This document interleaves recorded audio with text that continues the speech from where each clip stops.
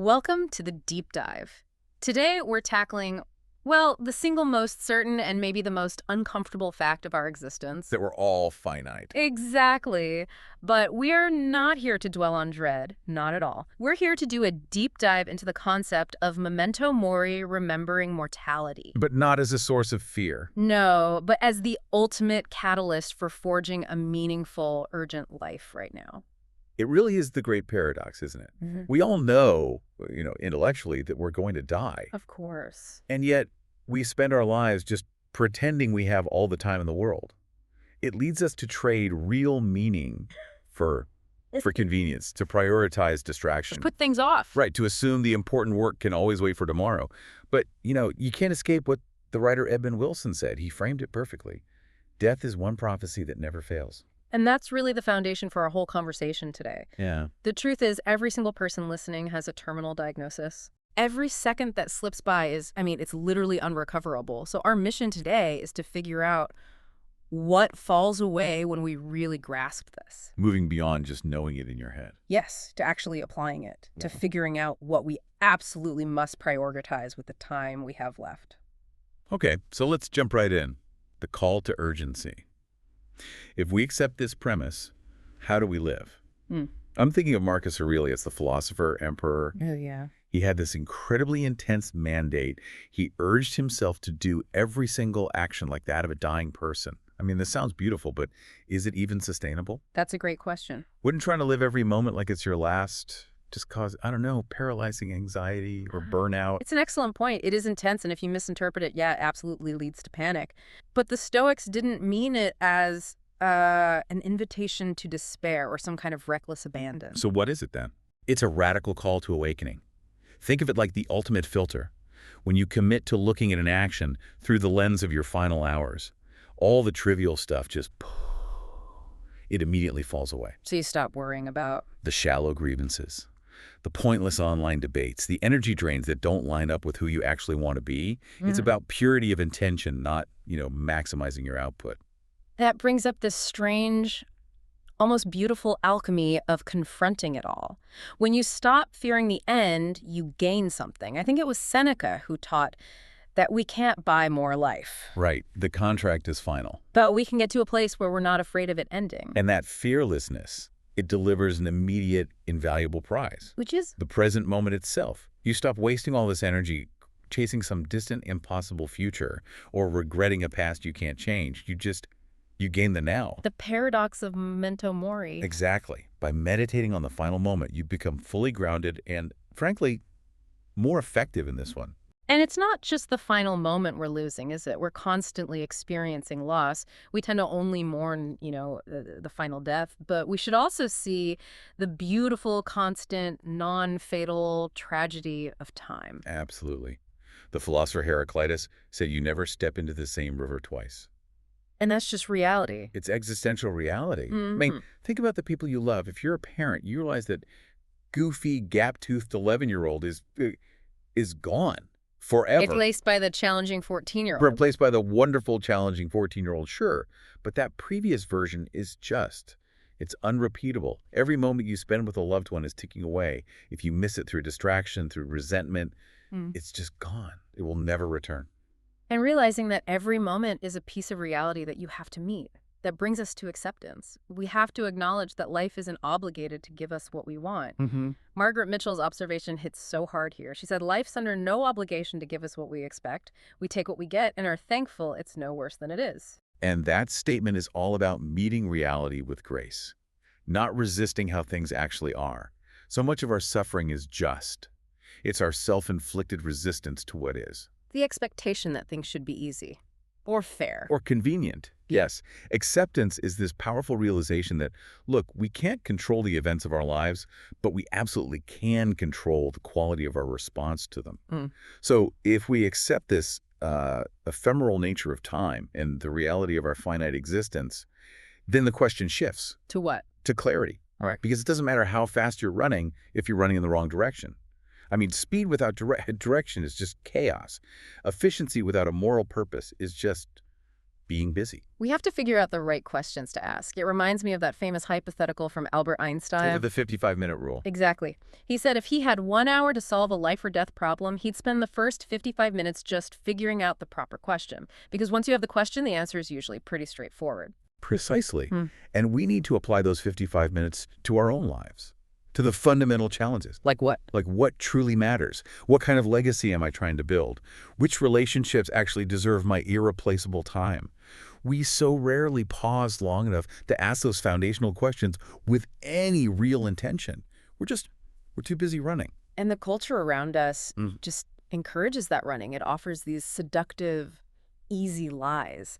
You hear figures promising that, money comes fast and easy. This whole cultural story just reduces life to accumulation, to endless transactions, to just extracting value. It's a massive distraction. A distraction that lets us avoid the harder work, the deeper work of meaning. Right. But the great wisdom traditions, they offer the complete opposite. They suggest we're not here to extract and consume, but to contribute, to create, to give. This realization of our mortality, it has to be a propulsion system.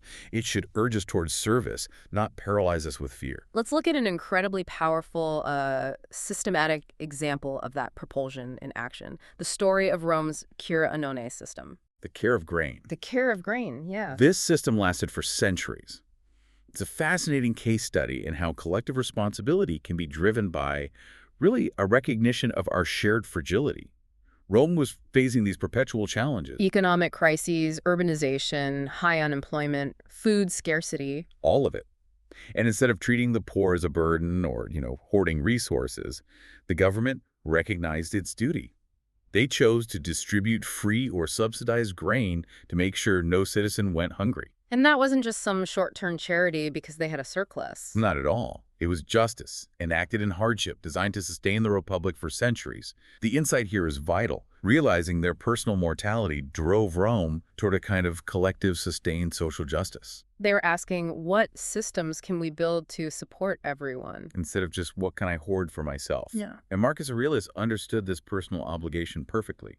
He wrote that his great fortune wasn't that he never knew want, but that he was lucky enough to help so many people. So if we've been blessed with time or resources or talent, we have to become a blessing to others.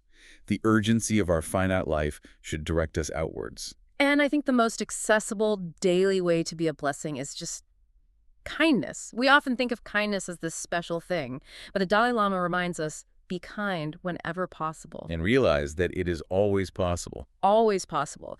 Yeah. It's really the only adequate response to our shared human vulnerability, to the fact that we're all walking around with that terminal diagnosis. And yet we are so easily pulled away from that by the commercial machine. I mean, just think about the psychological whiplash between Thanksgiving and Black Friday. Oh, it's jarring. One day is all about gratitude, appreciation, the sacred moments of connection, and then instantly the next day we discard all that to go fight strangers for discounted TVs we don't even need. Yeah. We trade the sacred for the commercial in a matter of hours. And that trade-off, it shows up most clearly in the quality of our relationships. We have to actively distinguish between transformational relationships. Genuine, deep connection. And the merely transactional ones, where we're just, exchanging value or time or convenience. Transactional relationships are just another form of self-centered busyness. It's the transformational ones that make life meaningful. That moves us from external service back to the question of internal character. If we're supposed to live with integrity, how do we test that when, the lights are off and nobody's watching? Yes. I love the comedian Whitney Cummings' surprisingly profound Christmas tree test. It's brilliant in its simplicity, isn't it? It is. Do you decorate the back side of the tree, the side facing the wall, or only the front, the side everyone sees? And that it cuts directly to the heart of character. Integrity is doing the right thing when you're unseen, when accountability is gone and taking a shortcut would be easy. This aligns so perfectly with that core Stoic principle. True control is only in how we respond to what happens to us. We can't control the externals, but we can always control our reaction. And you see this principle applied perfectly across the absolute extremes of human experience. Look at Epictetus and Marcus Aurelius. One was born a slave, suffered immense hardship. The other was born an emperor with limitless power. And yet both found dignity through the exact same philosophy. Can you expand on how that worked in those two extreme lives? For sure. For Epictetus, the philosophy gave him internal freedom. His body could be owned by another, but his mind, his will, was his own. He achieved a moral dignity that his external condition could never touch. And for Marcus? For Marcus Aurelius, the philosophy worked differently. It was an anchor against the corrupting influence of limitless power and wealth. It let him maintain his character, his humility, while under these extreme external pressures like plague and constant war. So the teaching proves itself true at the bottom and at the top. Exactly. And that unwavering internal character, that's resilience. And that resilience is what truly counts. George Kennan wrote this profound letter to Dean Acheson during the Korean War, advising him that what counts most is not what happens to someone, but how he bears what happens to him. Bearing it well. Bearing it well requires competence, candor, and just, unflappable perseverance. Zeno, the founder of Stoicism, lost his entire fortune in a shipwreck. Instead of lamenting, he discovered philosophy. He realized he'd lost possessions, but he'd gained direction. And Marcus endured a plague and war with dignity. They bore it well by focusing on the response, not the event. But bearing it well doesn't mean being passively soft. I love the nuance Dave Chappelle adds. What does he say? He says sometimes you have to be a lion so that you can be the lamb you really are. The goal isn't just to be soft or to be hard. The goal is appropriateness. To have the courage to defend gentleness when you need to. And there are no shortcuts to this kind of character. None. As the coach Vince Lombardi said, leaders aren't born, they are made through hard work.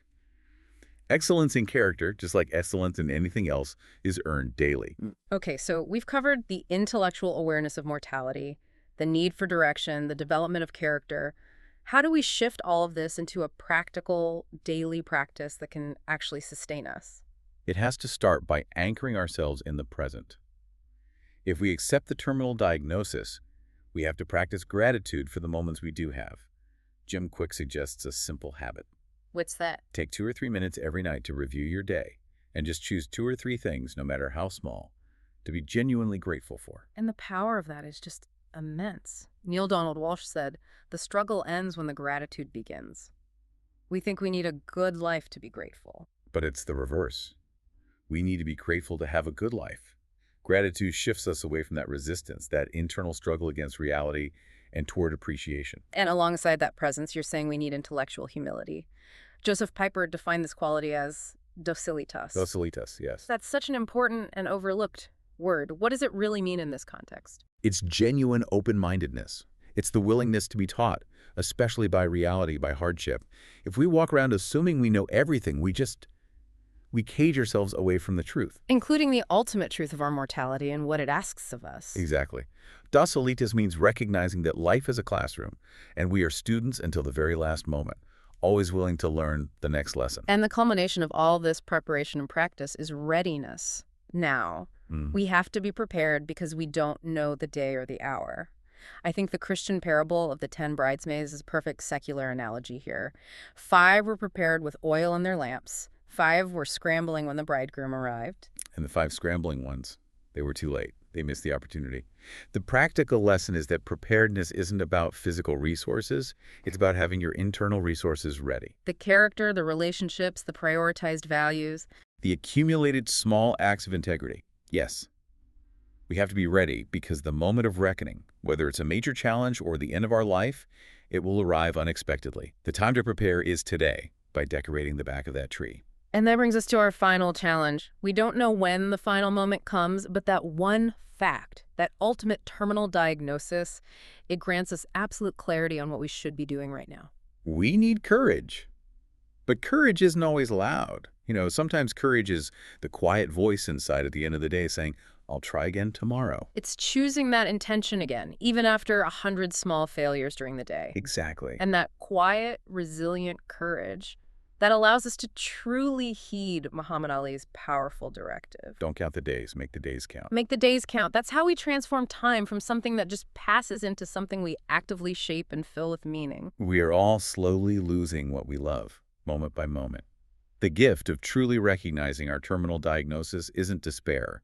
It's the gift of urgency, the gift of clarity, and the gift of today. So, as you wrap up this deep dive with us, consider that distinction the distinction between the person you are when no one is watching, the true, unseen contents of your heart, the integrity of the back of that Christmas tree versus the person you present to the world. Because transforming that unseen internal character, guided by the clarity of your finite time, is really the only way to fundamentally transform your external life. What small, intentional act of contribution or integrity will you start with today?